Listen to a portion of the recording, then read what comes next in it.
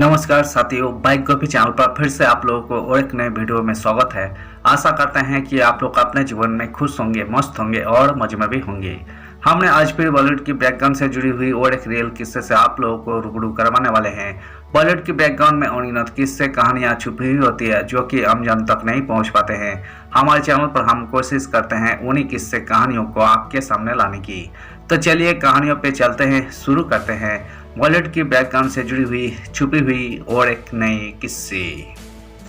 मोहम्मद रफी की पत्नी को नहीं पसंद थे उनके गाने। नाई का काम करने के बाद ऐसे शुरू किया था अपना सिंगिंग करियर। मोहम्मद रफी की पहली पत्नी ने भारत आने से मना कर दिया और फिर वो पाकिस्तान रहने लगी। इसके बाद उन्होंने दूसरी शादी की और दूसरी पत्नी उनके गाने नहीं सुना करती थी। महान गायक मोहम्मद रफी को किसी परिचय की जरूरत नहीं है। 1944 में वही गायक बनने के लिए मुंबई आए थे और फिर उनकी आवाज और सुरों ने लोगों के दिल में जो जगह बनाई वो आज उनके जाने के बाद भी जिंदा है। जब उन्होंने अपने करियर की शुरुआत की थी उस वक्त वो ये नहीं जानते थे पूरी दुनिया उनकी आवाज की दीवानी होगी, मगर उनकी खुद की पत्नी उनके गाने नहीं सुनती थी। जी हाँ, मोहम्मद रफी ने 2 शादियां की थी और उनकी दूसरी पत्नी को उनके गाने सुनना पसंद नहीं था। मोहम्मद रफी का करियर करीब 40 साल का था और इन सालों में उन्होंने अलग अलग भाषाओं में 7,000 गाने गाए। रफी ने 2 शादियां की थी। पहली शादी उन्होंने अपनी कजिन से ही की थी। उनकी पहली पत्नी का नाम बसीरा बीबी था और उनसे रफी ने 13 साल की उम्र में अपने पुश्तैनी गांव में शादी की थी। दोनों की शादी टूटने का कारण था बसीरा का भारत आकर न रहना।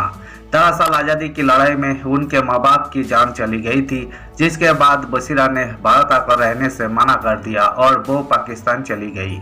ऐसे में दोनों की शादी भी टूट गई। इसके बाद मोहम्मद रफी ने 19 साल की उम्र में बिल्किस से शादी की थी। बिल्किस को संगीत में रुचि नहीं थी, इसलिए वो उनके गाने नहीं सुना करती थी। रफी पर लिखी किताब मोहम्मद रफी माई अब्बा ए मेमोर में उनकी बहू यास्मीन खालिद ने लिखा है कि बिल्किस और रफी के बीच गानों पर रॉयल्टी भुगतान को लेकर उनके बीच मतभेद थे, जिसके कारण वो उनके गाने नहीं सुनती थी। सिंगिंग करियर बनने से पहले नाई थे मोहम्मद रफी। रफी का जन्म 24 दिसंबर 1924 को अमृतसर के पास एक गांव कोटला सुल्तान सिंह में एक पंजाबी जाट मुस्लिम परिवार में अल्लाह रखी और हाजी अली मोहम्मद के घर पर हुआ था। वही 6 भाइयों में दूसरे नंबर पर थे। बाद में उनका परिवार लाहौर चला गया।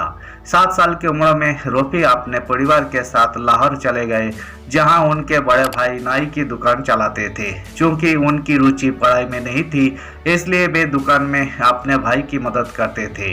रिपोर्ट से पता चलता है कि रफी का संगीत के प्रति प्रेम तब शुरू हुआ जब एक सूफी फकीर उनके गांव आए और उनके हुनर से वही इतने प्रभावित हुए कि उनकी नकल करने लगे और सड़कों पर उनके साथ गाने लगे। 1945 में मोहम्मद रफी ने फिल्म गांव की गोरी के लिए GM दुरानी के साथ आजी दिल हो काबू में तो दिलदार की ऐसी तैसी गाने के साथ सिंगिंग करियर की शुरुआत की थी। बता दें कि करीब 40 साल के अपने करियर में उन्होंने कई भाषाओं में 7,000 गानों को अपनी आवाज दी। बता दें कि रफी धर्म से मुस्लिम थे, लेकिन उनकी गायकी से लोग ऐसा नहीं मानते थे। धन्यवाद साथियों, आज की इस वीडियो में हमने बॉलीवुड के मशहूर सिंगर मोहम्मद रफी के जीवन से जुड़ी हुई किस्से को आपके सामने रखने की कोशिश की है। उम्मीद है दोस्तों वीडियो आपको जरूर पसंद आई होगी। वीडियो पसंद आए तो लाइक कर दीजिएगा। चैनल पर नए आए हैं तो प्लीज एक सब्सक्राइब कर दीजिएगा। मिलते हैं नेक्स्ट वीडियो में। धन्यवाद।